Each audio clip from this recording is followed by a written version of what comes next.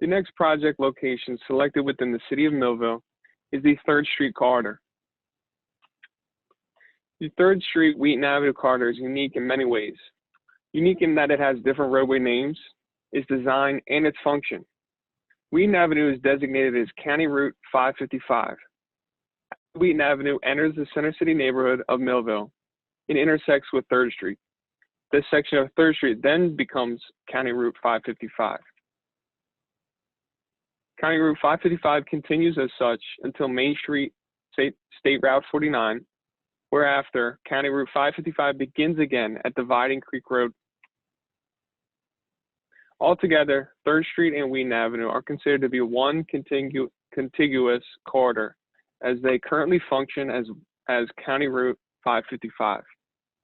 For today's presentation, we will refer to this corridor simply as the 3rd Street corridor. The 3rd Street corridor project boundaries are from Main Street, State Route 49 to G Street. The 3rd Street corridor has an average daily traffic of over 3,500 vehicles and has a posted speed limit of 25 miles per hour. The 2015 Cumberland County Bikeway Inventory lists 3rd Street corridor as being conducive to a future bike network. In its existing condition, there are no on-street bike accommodations. However, there is often bicycle traffic seen throughout the corridor, in particular along quiet residential side streets. The 3rd Street corridor is located within the Center City neighborhood of Millville. This neighborhood is the residential core of the city of Millville. With few commercial locations within the neighborhood, residents often walk or bike to High Street. It is important to provide safe connections to the High Street corridor as it serves as the central business district of Millville. Looking at the corridor from a crash data perspective, we can see that crashes within the project corridor are concentrated at intersections. We can also see that multiple pedestrian-involved crashes have occurred at intersections along the corridor and resulted in moderate to serious injury. According to the data-driven network screening analysis, the 3rd Street corridor was the number 2 ranked road segment on the high-ranking crash severity list for Millville. Within the project corridor, there were 4 recorded pedestrian and cyclist-related crashes between 2012 and 2016. Altogether, there were 154 total crashes within the project limits. Looking at the number of total crashes within the project corridor by year, we can see that the number of total crashes annually are fairly consistent, averaging about 30 to 35 per year. There was also a crash that resulted in serious injury in 2012. Taking a deeper look into the crash data, we can note characteristics or patterns. Crash data shows that the vast majority of crashes within the corridor occurred at intersections. Many of the crashes that did not occur at intersections were found to be crashes that involved parked cars. We can see from the bicycle and pedestrian crash data that there are 4 total pedestrian-involved crashes and no recorded bicyclist-related crashes. It is important to note that 3 of the 4 pedestrian crashes within the project corridor resulted in moderate to severe injury.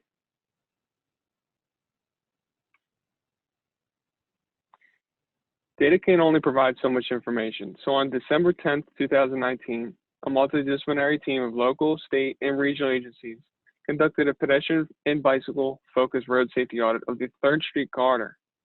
This event helped to confirm perceived safety issues while also providing greater context. This event also allowed for a multidisciplinary team to assess the corridor and provide the recommendations for solutions to found issues. This process led to the following general findings. The major contributing factors for crashes in the 3rd Street corridor was a lack of marked crosswalks across 3rd Street, vehicular traveling speeds, a lack of pedestrian signal equipment, and inadequate sight lines caused by complex intersections as a result of a diagonal street within a grid network. Safety improvements. Crash data from the New Jersey Department of Transportation's Safety Voyager database shows that the three major crash types within the 3rd Street corridor are right angle, struck parked car, and rear end. These three crash types make up almost 70% of all crashes within the project boundaries. Representing 49% of all crashes within the corridor, right angle was far and wide the most prevalent crash type. Representing 11% of all crashes within the corridor was struck parked car crashes. Representing 9% of all crashes within the corridor was rear end crashes. Pedestrian crashes represent 3% of all crashes within the 3rd Street corridor. However, pedestrian crashes disproportionately represent 30% of all moderate to serious injury crashes.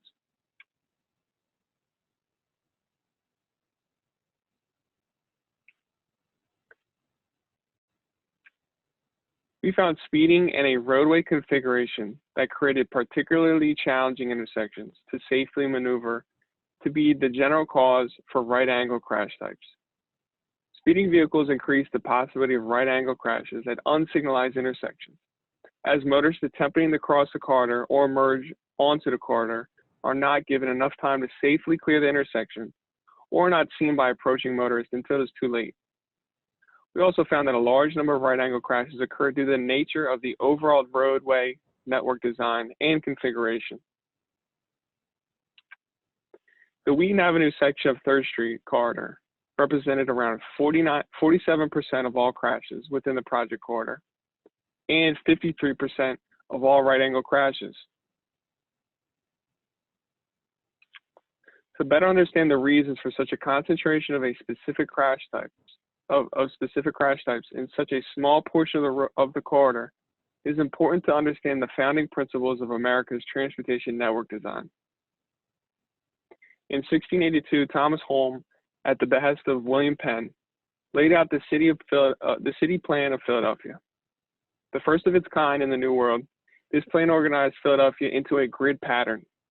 This pattern provides an inherently walkable street network, is easier to navigate due to its consistent design, and is adaptable to a large array of land uses, from farms to skyscrapers.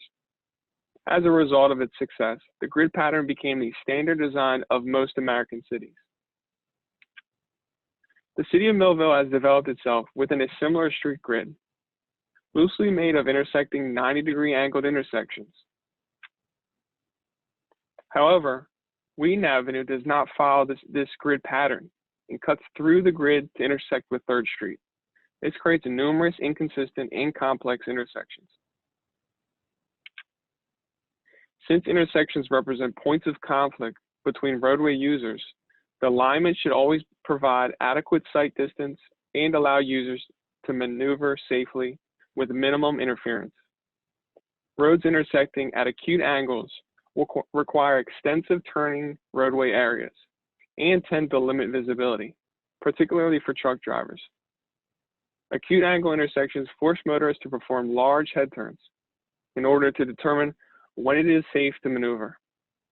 Realigning roadways that intersect at acute angles to 90 degrees increases overall safety at the intersection and motorist visibility of traffic. The D Street Triangle is the location where Wheaton Avenue and 3rd Street converge. Currently, this intersection provides traffic circulation in both directions at every approach. This creates a large number of potential conflict points between the traveling public and represents an unsustainable traffic pattern. To improve safety within the 3rd Street corridor, realigning the angle of the intersection closer to 90 degrees is proposed. This reduces the speed of a turning vehicle and calms traffic along Wheaton Avenue.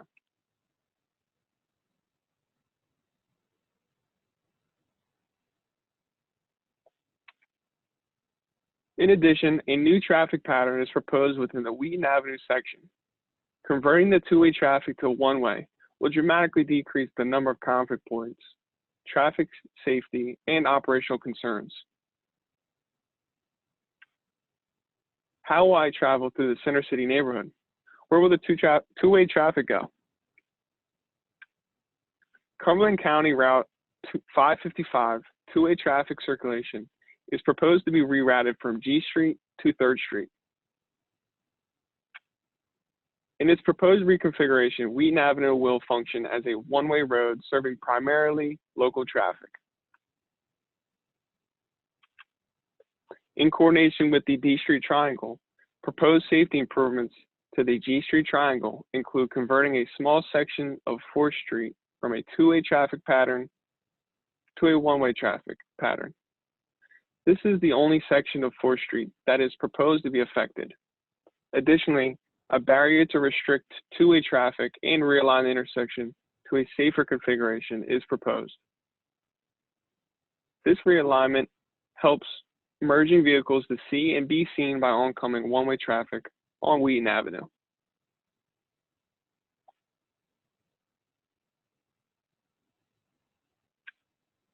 Motorists traveling across Wheaton Avenue will now only need to consider traffic coming from one direction. This will greatly decrease conflict points between vehicles and reduce the traffic volume that cuts through the street grid on Wheaton Avenue. Wheaton Avenue in its existing condition presents a large number of conflict points for roadway users. These conflict points make the intersections challenging to maneuver and hazardous.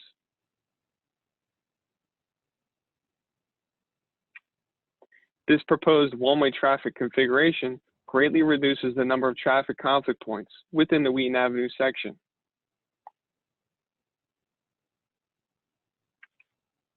In the proposed condition, approaching motorists only need to consider oncoming traffic to their left and oncoming traffic straight ahead when negotiating a right-hand turn or crossing the roadway. This greatly improves the sight lines of through traffic and eliminates the need for motorists to turn their head back and forth to determine if it's safe to proceed. Crash type within the 3rd Street corridor was struck parked car. Why is that? What we found through crash data and site visits was that the 3rd Street corridor lacked pavement markings to designate travel lanes from parking lanes. This can cause roadway users to struggle with gauging their travel path within the roadway. Another notable contributing factor was that motorists within the corridor were often traveling well above the posted speed limit of 25 miles per hour. Edgeline stripings reduce the optical width of the roadway and delineate pavement use between parking and travel. 3rd Street lacks lane delineation in its existing condition. This creates a drag strip effect where motorists knowingly or unknowingly increase speed. Edgeline stripings have seen a positive effect of up to 24% in reducing crashes on similar road types. The third most prevalent crash type within the project corridor was rear-end crashes. Common factors contributing to rear-end crashes include driver inattention or distraction, tailgating, panic stops, and reduced traction due to wet weather or worn pavement. Backplates added to a traffic signal improve the visibility of the illuminated face of the signal by introducing a control contrast background. Signal heads that have backplates equipped with retroreflective borders are more visible and conspicuous in both daytime and nighttime conditions. Retroreflective backplates are designated as a proof and safety countermeasure by the Federal Highway Administration and have shown to decrease all crash types by up to 15%. Retroreflective backplates have been proposed at the 3rd Street and Broad Street intersection.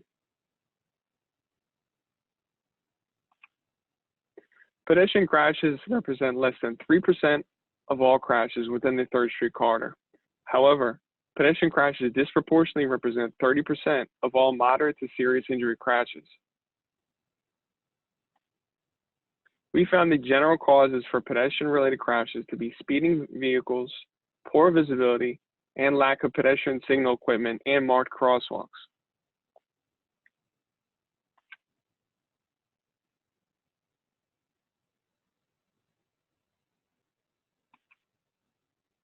The 3rd Street corridor does not have current modern pedestrian signal equipment. Current standards require pedestrian countdowns at signalized intersections in pedestrian areas. Without a pedestrian countdown signal, pedestrians do not know how long they have to safely cross the roadway until the light turns green. Pedestrian countdown signals also indicate to stopped motorists that they must first yield to pedestrians in the crosswalk before they can safely negotiate a right or left turn. Pedestrian signal upgrades improve the pedestrian safety at signalized intersections and are mandated by law under the Americans with Disabilities Act. Installing pedestrian signal upgrades also allow for additional safety improvements by adjusting the signal timing to promote pedestrian safety. One proven safety countermeasure, a leading pedestrian interval, or LPI, is a traffic signal timing adjustment that gives pedestrians the opportunity to enter an intersection 3 to 7 seconds before vehicles are given a green light. By giving pedestrians of all abilities a head start, LPIs improve the visibility of crossing pedestrians and allow them to better establish their presence in the crosswalk, thereby increasing the chances that motorists will yield to them. This is especially beneficial for persons with disabilities, the elderly, and less mobile pedestrians. Since LPIs only require modifying existing signal timings, they are simple to execute and of very low cost. LPIs have shown a 59% reduction in pedestrian crashes at intersections and significantly helped increase the safety of crossing pedestrians. For more information on LPIs, please visit the link on your screen. A leading pedestrian interval has been proposed for the intersection of 3rd Street and Broad Street. Speeding not only increases the likelihood of crashes, but also of crash injuries. This is ever more the case with pedestrian and bicycle involved crashes. Pedestrians hit at 40 miles per hour are 4 times more likely to result in serious injury or fatality than at 20 miles per hour. Research has also shown that the higher the traveling speed, the smaller the cone of vision for motorists. Furthermore, the faster the motorist travels, the larger the stopping distance required to slow the vehicle. Curb extensions, sometimes referred to as bulb outs, reduce the effective street width at pedestrian crossing locations by extending the sidewalk and curb line into the parking lane. Without reducing the parking supply, curb extensions shorten the crossing distances for pedestrians and improve visibility between pedestrians and oncoming motorists by presenting the pedestrian safely in the motorist's line of sight. Locations that most benefit from curb extensions are intersections or mid-block pedestrian crossings with on-street parking where yielding to pedestrians and motorist speeds are an issue. Some low-cost techniques for visually or physically extending the curb can include adding paint, planters, plastic delineators, and other materials as an enhancement or an alternative to using traditional curbing. Studies have shown that curb extensions are effective at reducing wait times to cross, decreasing the percentage of vehicles that pass before yielding, and increasing the distance that vehicles yield from the crosswalk. In residential areas, curb extensions have shown a traffic calming effect and can reduce traffic speed by 3 to 4 miles per hour. For more information on curb extensions, please visit the link on your screen. Curb extensions also increase visibility for both drivers and pedestrians, while reducing the distance needed for pedestrians to safely cross 3rd Street. Curb extensions also reduce the radius of the curb, which causes vehicles to turn more slowly. In order to improve safety and calm traffic within the 3rd Street corridor, curb extensions have been proposed at the following intersections.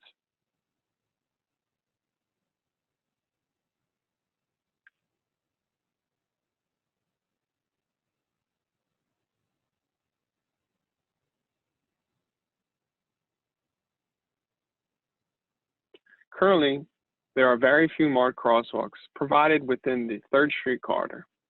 This image taken from the corridor shows the lack of crosswalk markings. While motorists are still required by law to yield to pedestrians in marked and unmarked crosswalks, marked crosswalks are significantly safer for pedestrians than unmarked. A crosswalk is a location in the roadway that indicates an optimal or preferred location to cross. It may be marked or unmarked. While basic crosswalks are marked by two transverse lines, high visibility crosswalks feature a longitudinal striping pattern to increase its visibility to oncoming motorists and highlight the crossing location.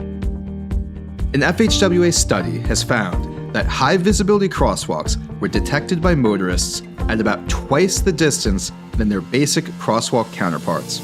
This increased awareness reinforces the driver's requirement to yield to pedestrians, discourages encroaching into the crosswalk, and has even shown a 40% reduction in pedestrian crashes. For more information on high visibility crosswalks, please visit the link on your screen. High visibility crosswalks have been proposed at the following intersections. Bar crosswalks will only be provided across 3rd Street at signalized intersections and select locations where crossing enhancements have been installed in conjunction. High visibility crosswalks have shown to reduce pedestrian crashes by up to 40%. Ideally, crosswalks across higher volume roadways at unsignalized intersections should be used in conjunction with other measures, such as signage, lighting, and/or curb extensions, to improve the safety of a pedestrian crossing the roadway. All proposed crosswalks at unsignalized intersections across 3rd Street will include additional crossing enhancements. Crossing enhancements have been proposed at the Oak Street intersection. Crossing enhancements at this location are necessary in order to ensure pedestrian safety and reinforce drivers' requirement to yield to pedestrians in the crosswalk at this unsignalized location. Shown here is an example of what a high visibility crosswalk and curb extension with in-street signage could look like once installed.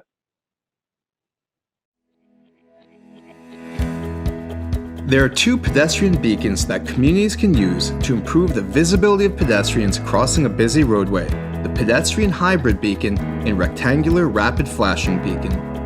A pedestrian hybrid beacon, or PHB, is a traffic control device designed to help pedestrians and bicyclists safely cross multi-lane or higher speed roadways. The beacon rests in dark until activated.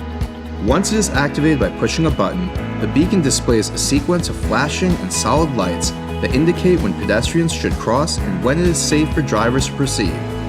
PHBs are best suited for uncontrolled intersections with high vehicle speeds or volumes and must be accompanied by a marked crosswalk. PHBs are also typically less expensive to implement and maintain than standard traffic signals and provide a wealth of safety benefits, such as a 69% reduction in pedestrian crashes, a 29% reduction for all crash types, and a 15% reduction for serious injury and fatal crashes. Rectangular rapid flashing beacons, or RRFBs, alert motorists of crossing pedestrians at uncontrolled crossings. They remain dark until activated by pedestrians, at which point they emit a bright, rapidly flashing yellow light. RRFBs differ from PHBs in that an RRFB increases the visibility of the pedestrian and highlights the need to yield, whereas PHBs direct vehicles to stop. Studies have shown that motorist yielding can be increased from 18 to 81% compared to the standard pedestrian warning sign treatment and are less costly to install than other beacons. For more information on PHBs and RRFBs, please visit the link on your screen. A rectangular rapid flashing beacon, or RFB, has also been proposed to be installed in conjunction with the curb extension and high visibility crosswalk at the Oak Street intersection.